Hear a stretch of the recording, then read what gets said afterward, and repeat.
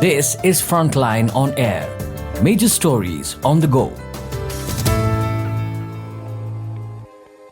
When Tagore's poem got the Indira touch. Indira Gandhi's diligent edits on an English translation of the iconic poem Ekla Chalo Re reveal her latent literary sensibilities. By Sanjiva Prasad. Digging through the papers of your long-deceased parents evokes many poignant memories and bouts of sneezing due to the dust, lint and mustiness that creep into even well-sealed boxes. But such excavations yield some gems that deserve to be shared with others, especially when it concerns the preoccupations of a Prime Minister of India in the days before her death, her enduring engagement with an inspirational poem song by the polymath Gurudev Rabindranath Tagore, and an interaction with one of India's leading sculptors and with her principal wordsmith. The last mentioned was my father, H.Y. Sharda Prasad, who had served as Indira Gandhi's press advisor and principal speechwriter from the day she took office in 1966 to the moment she was assassinated during her walk to an interview in her garden with Peter Ustinov, with whom my father was waiting on that fateful morning. Safely stored in a small box was a taupe-coloured file that distinguished itself from Sarkari mundaneness by its fine velvet cover. Opening the file, I found that its transparent plastic sleeves housed a couple of fine portraits of Indira Gandhi. I realized the significance of these on seeing in one of the sleeves some faded, dried petals over a chit of paper on which my mother had helpfully inscribed, "Rose petals, Mrs. G." These were presumably the petals that she had collected when she had gone to see the body of the slain Prime Minister lying in state.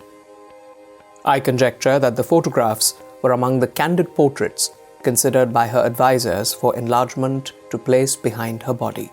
One of these portraits has her seated at her desk, with a portrait of her guru and mentor, Tagore, on the wall behind her.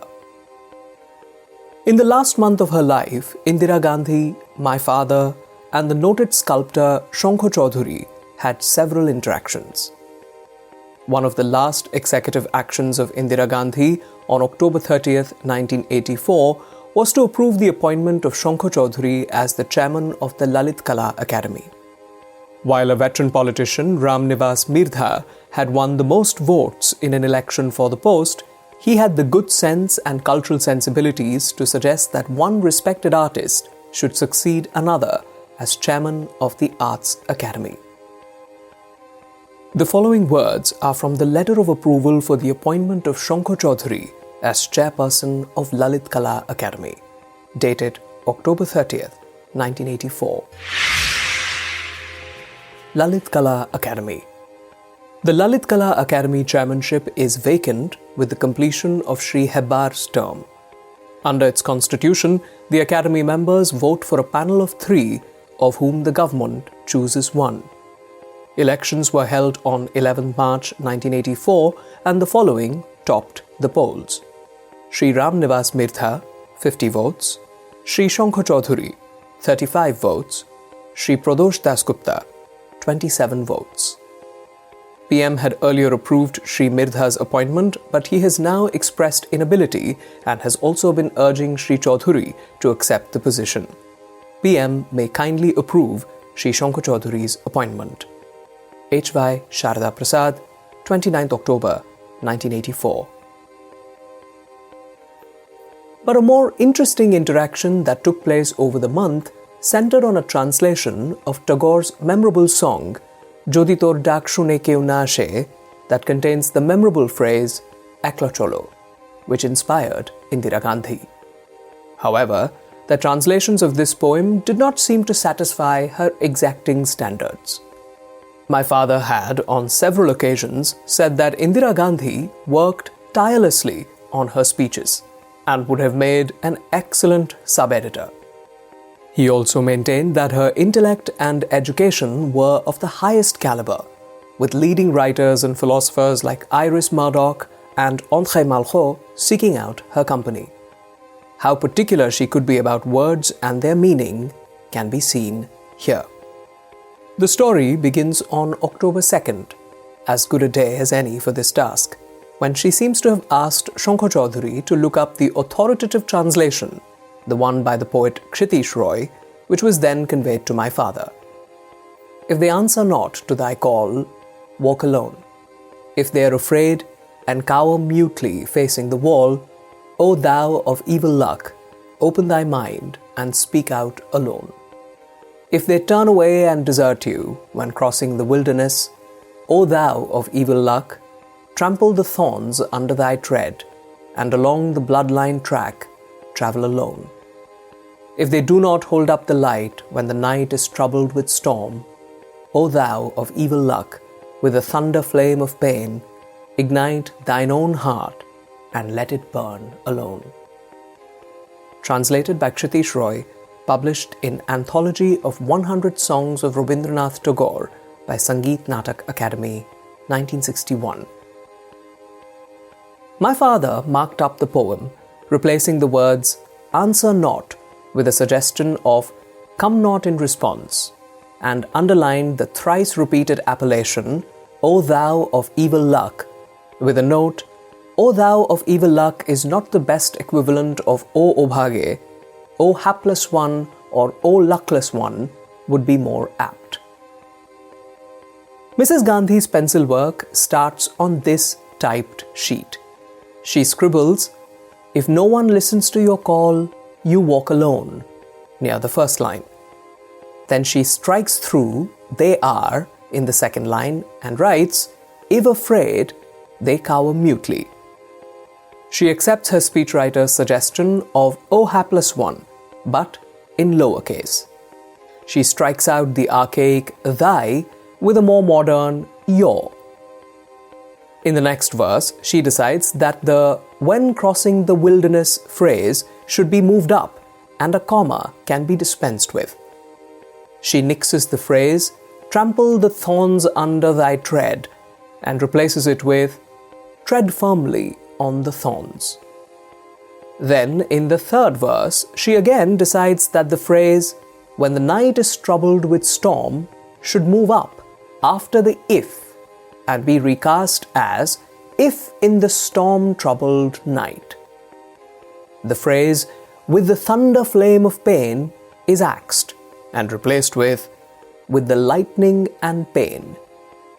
The archaic "thine" is updated to "your," and the last line is reworded to read, "and you yourself become a light."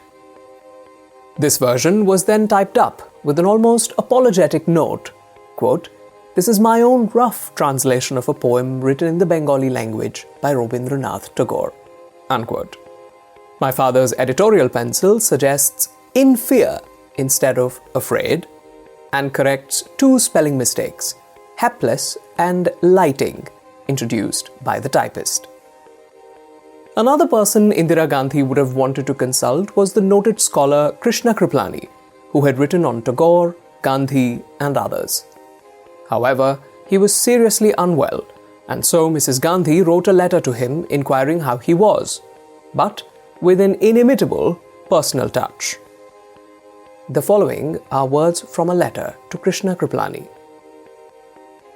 Pradhan Mantri Bhavan, Prime Minister's House, New Delhi, October 21st, 1984. Dear Krishna, I heard that you were back some days ago, but I have been continuously on tour and I am off again tomorrow morning. You've been through a bad time in Moscow and I have been very anxious. We are glad to have you back in India. I do hope that you're now really better. Are you allowed to move out? Devika Rani was here a couple of days ago and told me that she had cured your asthma, the remedy being a clove of garlic with honey morning and evening. Is this true? And if so, what do you do about the stink? Needless to say, this is not for me, but for someone else who is suffering. With good wishes, yours sincerely, Indira Gandhi. To Shri Krishna Kriplani, 31 Firozshah Road, New Delhi 110001. Of course, she could not have been satisfied. she set to work on another version of the song which has much more cadence when read aloud. If no one answers to your call, go your way alone. If all are mute, O hapless one, if all are filled with fear, then with open heart and fearless voice, speak the truth alone. If all go back, O hapless one, when you're on your way along the deep, dark forest track, if no one turns his face, then walk the thorny path with proudly bleeding feet, with face set bravely forward, the blood-stained dust behind. If no one lights the beacon on a dark, stormy night, if no one hears your knocking, and all men shut their doors, then be not hurt, O hapless one, but in the fiery thunder, set the torch of thy heart aflame, and burn in the dark alone. Even this version is marked up, with the proudly to be promoted before with. The erroneous likes is corrected to lights, and the archaic thy updated to your. The last line still troubles her. She asks, quote, will this give the correct meaning to the little girl? Will she take it for burn oneself or burn the torch? Unquote. Then she seems to think that the line may be recast, but unsure, asks, quote, can I take this liberty? Unquote, when suggesting that burn in the dark alone be changed to light the darkness alone. I don't know who was the little girl reader that Indira Gandhi had in mind, or whether her version of Tagore's great poem song ever got published. But looking at her painstaking work on the poem, even in an unfinished form, one can appreciate her literary sensibilities.